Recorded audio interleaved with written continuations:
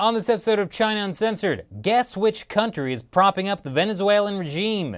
Is it A, Albania, B, Bulgaria, or C, China? Welcome back to China Uncensored. I'm Chris Chappell. The Chinese Communist Party wants to build a better world, and they're doing it through the One Belt, One Road initiative, as we know from Chinese state-run media. It's also sometimes called the Silk Road Initiative. Over the next 10 to 15 years, China plans to invest $5 trillion on infrastructure projects around the world. Now sure, these investments often take the form of loans to countries with, shall we say, questionable human rights. But it's that kind of no questions asked money lending that's going to make a difference. Why, just look at China's longtime beneficiary, Venezuela. Or maybe don't? Well, that doesn't exactly look like China's built a better world in Venezuela, which is strange because they've been longtime partners. In 2001, Venezuela became the first Latin American country to enter a strategic development partnership with China. In 2014, that got upgraded to a comprehensive strategic partnership. And Venezuela has been a big supporter of China's Silk Road Initiative. Just last month, an official called it fantastic, saying no country should hinder it. Well, let's see how fantastic it's been for Venezuela. Since 2007, China has lent Venezuela about $63 billion. That's about half of all China's lending in Latin America. And why not? Venezuela is a socialist country, and China loves socialism, especially with Chinese characteristics. But a mutual love of socialism is not the only reason Chinese officials were so eager to befriend Venezuela. One reason is influence. Back in 2001, China didn't have much of a presence in Latin America. In fact, many Latin American countries supported Taiwan. But with Venezuela's help, China soon became a major player in the region. In fact, China's trade with Latin America is now 22 times what it was back in 2000. Another reason is oil. Venezuela has the world's largest oil reserves, almost 300 billion barrels. And that is music to the ears of a resource-hungry country like China. Yes, it was a match made in petroleum. But in the end, it wasn't quite a win-win. Remember those $63 billion in loans? Well, it turns out the Chinese Communist Party's no-strings-attached loans actually do come with a string, and it's often in the shape of a noose.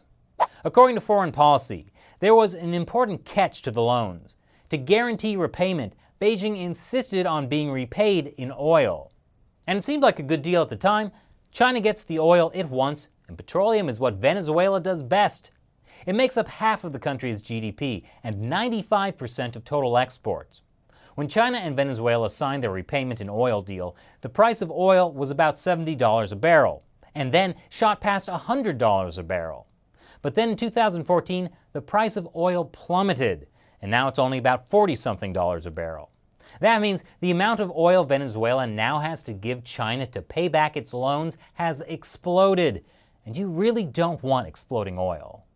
More critically, the drop in oil prices have devastated the Venezuelan economy. It's gotten so bad that even basic necessities are hard to come by. McDonald's literally had to stop selling Big Macs last summer because they were unable to get the middle bun. No, not the Big Mac. What's next? The Quarter Pounder? Or even worse, the McRib? But seriously, food in Venezuela has become so scarce that I kid you not, last year, 75% of the country lost an average of 19 pounds. Although it doesn't look like President Nicolás Maduro has lost any weight. The effect of low oil prices on Venezuela's economy is magnified because decades of extreme socialism wrecked the country's economy. The government nationalized most of the big industries, not just oil, but eventually also food, tourism, banking, telecom, manufacturing, and more. Meanwhile, Venezuela cut ties to the West and cozied up to China and Russia. That was all well and good when high oil prices sustained Venezuela's socialist paradise.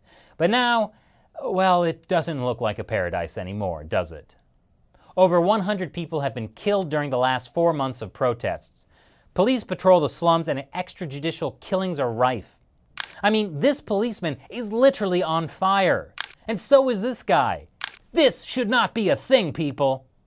Some are even making their own homemade rocket launchers. Even the mascots are getting in on this. Although that's not an official Mickey Mouse gas mask. I know, because during World War II, Disney really did make official Mickey Mouse gas masks. Venezuela is becoming a real-life The Purge, except that it won't end in the morning. So with all this chaos, how is President Maduro still in power? Because he has the guns, obviously. Plus, on July 30th, a national election gave him sweeping powers to rewrite Venezuela's constitution. I mean, sure, the vote was probably a sham, but once you're dictator, who cares, right? And you know who loves authoritarian regimes? Other authoritarian regimes. For example, the Chinese Communist Party. Guess where those Venezuelan police are getting their non-lethal weapons and gear?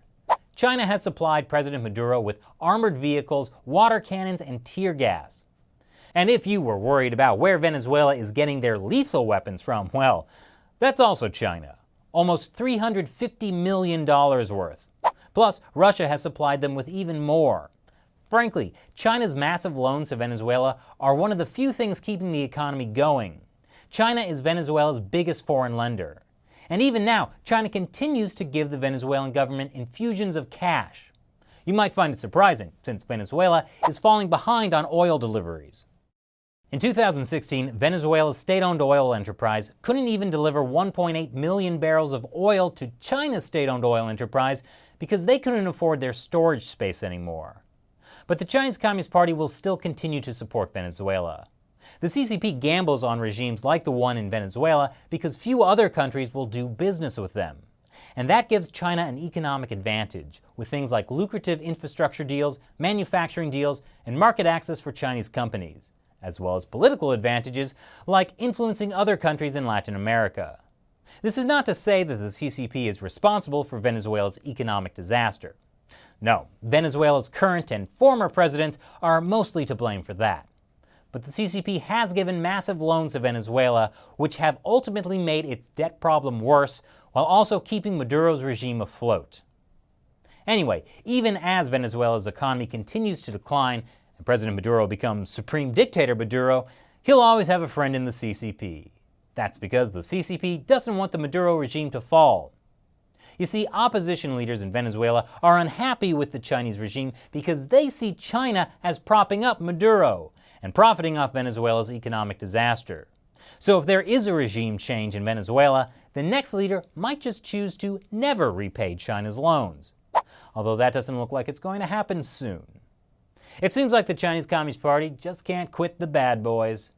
And that's it for our show. What do you think of China's investments in Venezuela? Leave your comments below.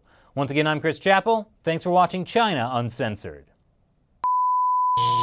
You know, you could have watched this episode 5 days earlier if you had visited ChinaUncensored.tv. We upload the full half-hour episode there every Friday. Click here to check it out.